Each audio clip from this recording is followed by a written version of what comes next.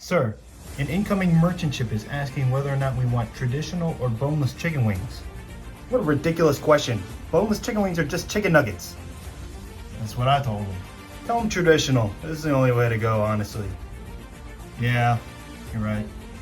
It's a skeleton warship! Oh, that's what they meant. Warn the queen! Oh my god, they have overrun the port! Oh my god! Sir, how did they even fall for that? I don't know. Okay, so a while back I picked up set number 910047, Medieval Seaside Market. I have not been able to build and display it up until now. So I built it, and before I display it, I wanted to give you guys my thoughts and if I would recommend this set or not. So let's get into it. Okay, so if you're not familiar, this is a Bricklink designer program set. So what that means is a bunch of fans design sets just like this one, and they upload it for the rest of the community to vote on whether or not they would purchase this set or not. And there's a range between smaller $70, $50 sets and to much bigger sets like this one. So this one made it all the way through, got produced, and these are very limited. So this one retailed for about $230, and it was limited to 30,000 copies. So this is one of those 30,000 copies, excuse me. So this set's limited nature and higher price point does not bode well for the aftermarket. Retailing for about $290, $300 on the low end, and $330, $345 on the high end. But today, with how Lego prices are, and this set being a very limited run, don't really see it very often, I would say in the high 200s it would be a decent deal at least.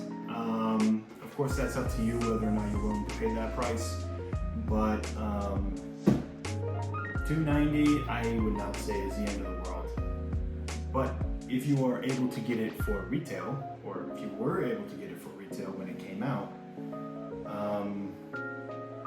you at least get a pretty sizable set and 9 minifigures. So that includes your 3 Lion Knights, the same as the ones that came in the Lion Knights castle. These guys are posted up all over the market, and you also get a couple of merchants, including a blacksmith, what I assume to be a baker.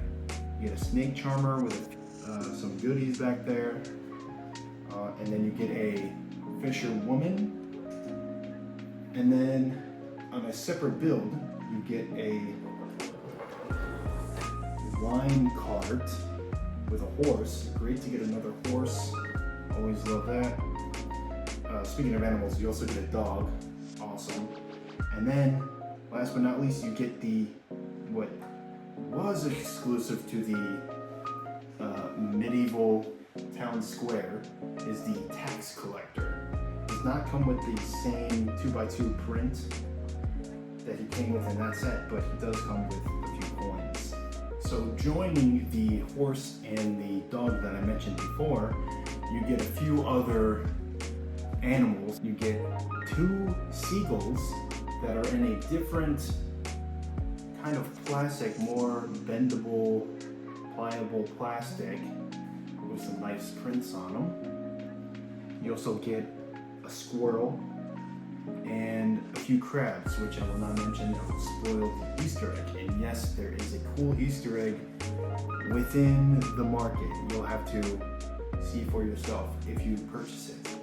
Another thing I wanted to highlight is just the sheer amount of individual interesting pieces that you get, especially with the blacksmith here. You get a bunch of armor pieces, and with the snake charmer you get like a genie lamp, and the fisherman you get a couple fish in different colors. You just get a lot of interesting, useful pieces from this set. One more feature I wanted to highlight is the fact that you can take these sections apart Oh, we'll clean that up. We take these sections apart and look at that. Now we got our boat, our wine carriage, and 4 sections of our seaside market. Like this, and have something a little smaller. Maybe you have a smaller village and this is just an outpost. This is very cool. It still lines up very well. If I flip this around from the back, it still looks very nice, very believable. And of course you can also mess around with the market stalls, rearrange them however you want. If you end up rearranging the set like I have here, you can also have it to where it's just 1/2 of the set, so it's like this. Maybe again something a little smaller, like an outpost or something like that. Of course, you can do some modifications, but I'm gonna put these back together in our main spots.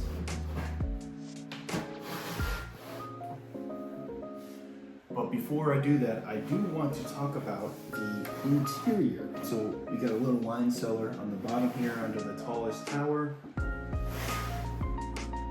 with some bottles and cups.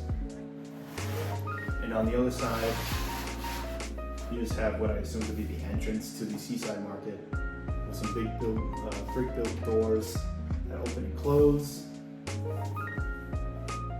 Very nice builds. And that sort of gives it a very well-rounded look where there's no camera unfriendly sides of this set. So you can really display it however you want, wherever you want, in your medieval display or shelf, whatever you have. Another little feature is this catapult. We have a few black 1x1 cylinder pieces to shoot at any incoming pirates, enemies, black falcons, whatever. You also have this crane on the end here to load or unload any cargo from ships. Like I mentioned before, build a little boat for our fishermen. Park that there. So this set having the dark red accents, and it still looks a little different from the Lion Knight's castle, even though you do have 3 included Lion Knights. Personally, I'm going to be changing the faction of this castle to the Griffin Knights that have recently come to Pick-a-Brick. So once I get my hands on a few of those guys, this will be their main castle in my medieval display. So very excited about that. Back to the figures, it's very nice to get more peasant figures, more merchants. Always nice to get some Lion Knights, but overall it's a great set. Now I want to talk about the extra pieces that you have here.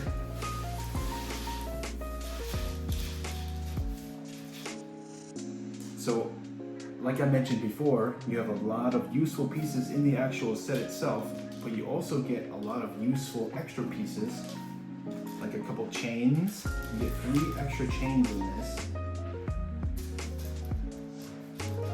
You get a bone, get some plant pieces, very nice to get, always very nice to get. A lot of 1x1 pieces, a lot of cheese slopes, a spear piece, all good stuff. And also a 2x1 brick with a 2x1 plate on top so that you can switch your horse from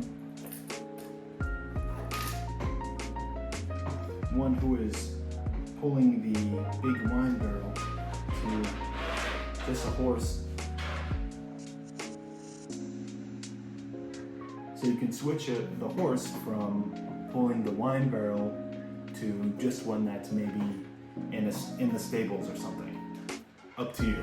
They give you that option, which is great to see. My horse, on the other hand, is not done working yet. He is still on the clock. put him back on the cart. Back to work. Also forgot to mention, you get a nice orange beard. I wish they give us different colors of this beard. I'm kind of tired of getting these bright orange beards all the time. But, you know, can't complain, it's a beard, whatever. Now with the review portion done, let's bring this bad boy up to my medieval display. Okay, this is my current medieval display. Here's where I'm gonna have the Seaside Market. And I do have the Viking village that hopefully will end up being able to fit here. We will see about that. But let's get that Seaside Market into this space here. So here is the Seaside Market in with the rest of my display. Let me know what you guys think. I'm not sure if I'm happy with it here. I might change it up a little bit, but this is where it's at right now. Let me know what you guys think. Big empty space here.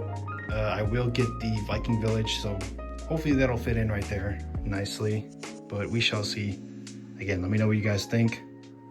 Alright, that's about it for the Bricklink Designer Program set 910047, the Seaside Market. Let me know what you guys think of this set.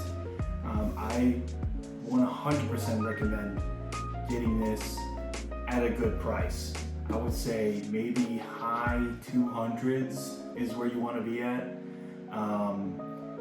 Low 3s, that's up to you. But anything higher than 100 over retail price is asking a bit much, and I would stay away from that. But of course, that's up to you. Again, highly recommend this set. I absolutely love building it. Me and my fiance built it together. Very nice build, very fun. Yeah, if you do end up picking up this set, let me know. I am ExoBrick360 on Instagram, TikTok, and YouTube. I'll see you later.